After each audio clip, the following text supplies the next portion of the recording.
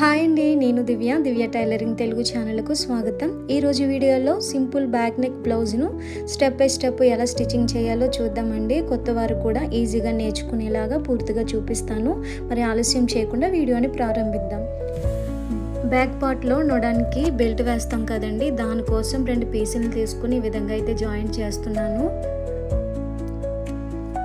Joint చేసిన పీసులను back part నొడానికి పెట్టి అయితే కుట్టు వేస్తున్నానండి.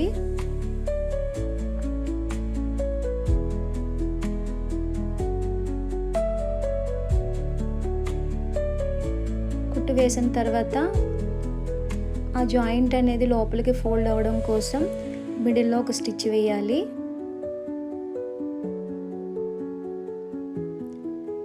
నెక్స్ట్ వచ్చేసి మిడిల్లో ఒక లూజ్ కుట్ అనేది వేసుకుంటున్నానండి. హెమ్మింగ్ చేసినప్పుడు కుట్ అనేది తీసేయచ్చు.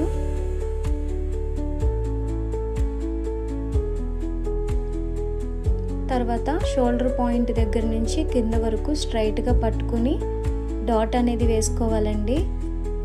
ఒక 4 ఇంచెస్ ఉండేలాగా చూసుకుని ఒక డాట్ అనేది స్టిచ్ చేసుకోండి. డబుల్ స్టిచ్ అయితే వేయండి.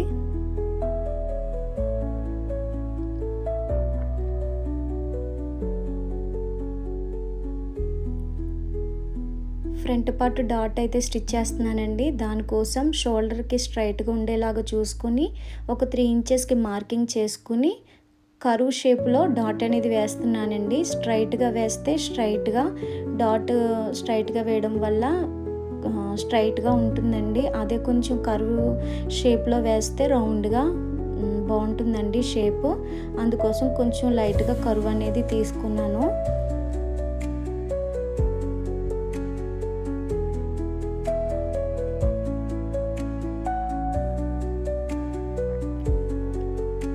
రెండో పార్ట్ కూడా అంతేనండి. ఉక్సుల పట్టి దగ్గర ఒక 1/2 ఇంచ్కి అయితే పెట్టుకుని ఒక డాట్ వేసుకోవాలి. ఆమ్ హోల్ దగ్గర నుంచి ఒక డాట్ వేసుకుంటే దాన్ని బట్టి షేప్ ఎలా వచ్చిందనేది తెలిసిపోతుందండి.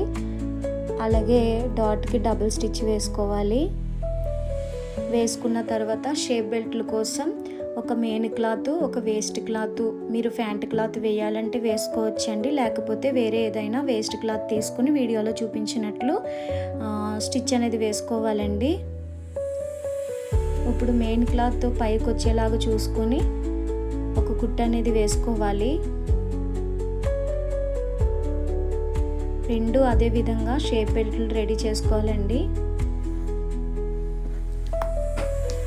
ఒకదాని మీద ఒకటి పెట్టుకుని ఫ్రంట్ పార్ట్ ఉంది కదండి, అది చూసుకుని ఎంత లెంత్ అయితే అవసరమో అంత లెంత్కి కొంచెం ఒక 1/2 ఇంచ్ ఉండేలాగా చూసుకుని వేస్ట్ అంతా కట్ చేసేయండి. నెక్స్ట్ వచ్చి బ్యాక్ పార్ట్ మీద ఫ్రంట్ పార్ట్ని పెట్టి కింద షేప్ బెల్ట్ ఎంత లెంత్ అవసరమో అంత లెంత్కి మీరు చూసుకుని షేప్ బెల్ట్ మీద అయితే మార్కింగ్ చేయాలండి.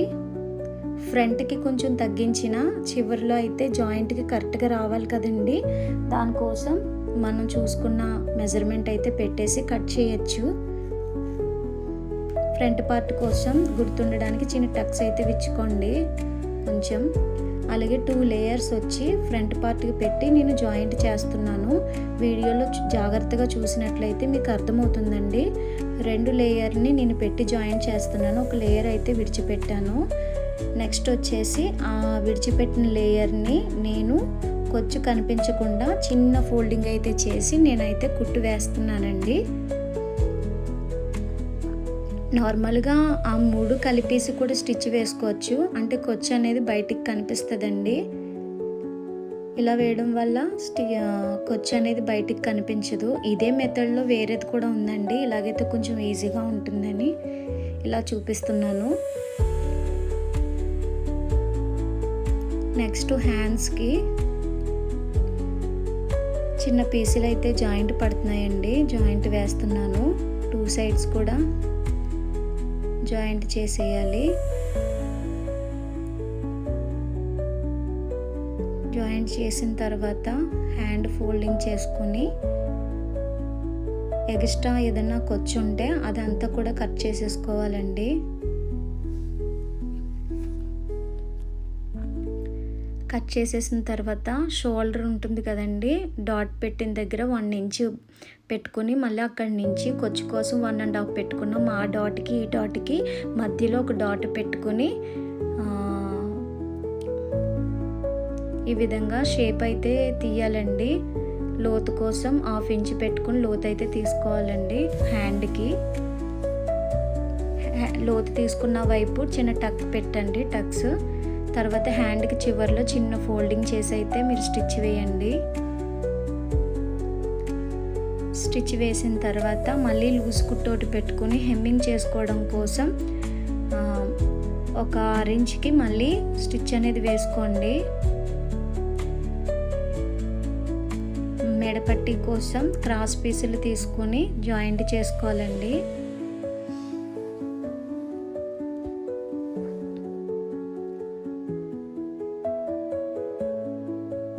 క్రాస్ పీసులన్నిటిని కూడా ఈ విధంగా జాయింట్ చేసుకుని మెడపట్టి రెడీ చేసుకోవాలి.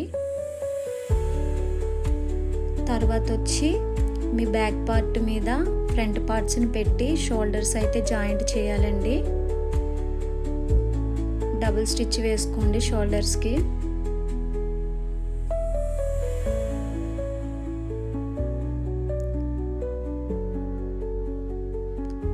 జాయింట్ చేసేసిన తర్వాత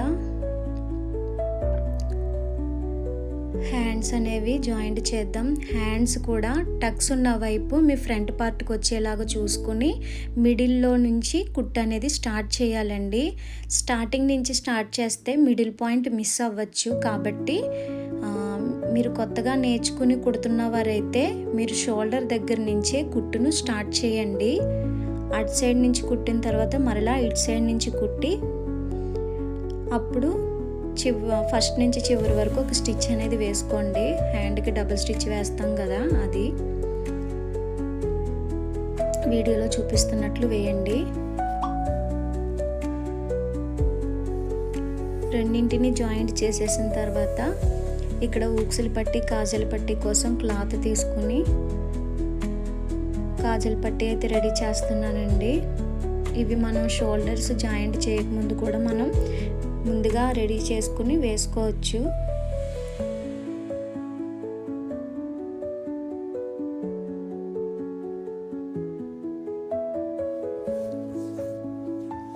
ఊక్సులు పట్టి కాజల్ పట్టి కుట్టిన తర్వాత రెండింటిని పట్టుకొని ఒకసారి చూడండి రెండు సమానంగా ఉన్నాయా లేదా అని. ఒక్కొక్కసారి ఊక్సులు పట్టి పెద్దది రావచ్చు, లేదా కాజల్ పట్టి పెద్దది రావచ్చు. రెండింటిని సమానంగా చూసుకొని ఒక కొంచెం ఎగులు దిగులు ఉంటే కొంచెం కట్ చేసుకోండి. బాగా లోతుగా కాకుండా చిన్నగా కట్ చేసుకోండి. తర్వాత మనం రెడీ చేసుకున్న మెడపీస్ ఉంది కదండి, అది స్టార్టింగ్ దగ్గర నుంచి వీడియోలో చూపిస్తున్నట్లు చివరి వరకు స్టిచ్ వేసుకోండి. ఆ రౌండ్ తిరిగే చోట అది కొంచెం స్లోగా కుట్టుకోండి. కుట్టిన తర్వాత రౌండ్ తిరగడం కోసం చిన్న చిన్నగా టక్స్ అయితే ఇచ్చుకోండి. ఒకవేళ మీకు రౌండ్ అనేది కరెక్ట్గా లేదు అనుకుంటే మళ్ళీ ఒకసారి చూసుకుని ఇంకో స్టిచ్ వేసుకోండి, రౌండ్ షేప్ నీట్గా వచ్చేలాగా. టక్స్ అనేవి పెట్టేసుకున్న తర్వాత నీట్గా బ్యాక్ వైపుకి ఫోల్డింగ్ చేసి ఒక చిన్న మడుతుండేలాగా చూసుకుని హెమ్మింగ్ చేసుకోవడం కోసం వేస్ట్ అంతా లోపలికి పెట్టేసి ఒక స్టిచ్ వేసుకోండి.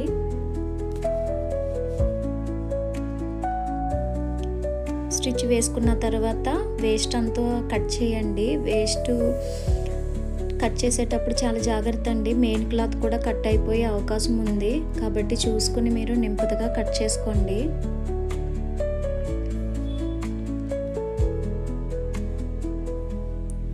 తర్వాత ఫ్రంట్ పార్ట్ బ్యాక్ పార్ట్ చూసుకొని జాయింట్ చేయాలండి. వీడియోలో చూపిస్తున్నట్లు పట్టుకుని చివరి వరకు ఒక లూజ్ కుట్ అనేది వేసుకోండి.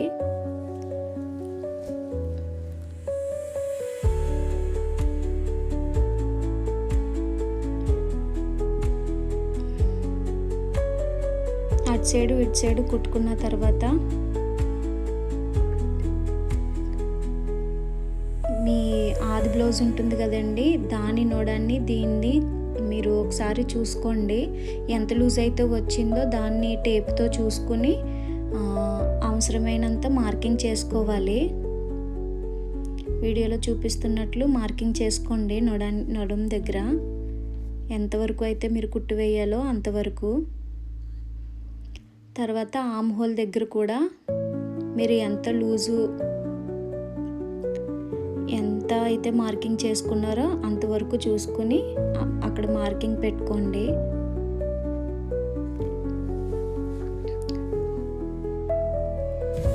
ఇటు సైడ్ ఆమ్ హోల్ కూడా మార్కింగ్ చేసుకోండి.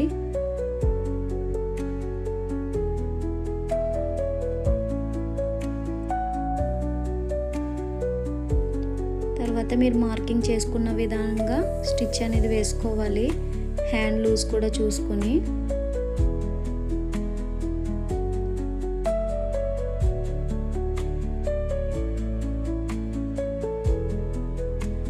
సేమ్ అటుపక్క ఇటుపక్క ఒకేలాగా ఉండేలాగా చూసుకొని మీరు స్టిచ్ వేసుకోవాలండి.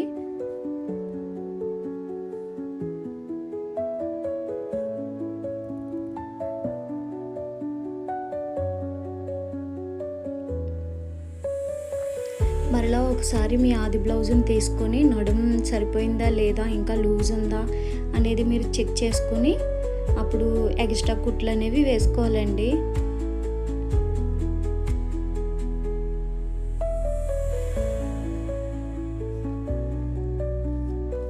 ఒక 2-3 కుట్లు ఎక్స్ట్రా వేసుకుంటే సరిపోతుందండి. ఎక్స్ట్రా వేస్ట్ ఉంది అనుకుంటే కొంచెం కట్ చేసేసుకోండి వేస్ట్ అంతటిని. అంతేనండి, బ్లౌజ్ అయితే పూర్తయిపోయింది. మీకు నచ్చితే లైక్ చేయండి. మీ అభిప్రాయాన్ని కామెంట్లో తెలియచేయండి. మరెన్నో వీడియోల కోసం మా ఛానల్ను సబ్స్క్రైబ్ చేసుకోండి. Thank you.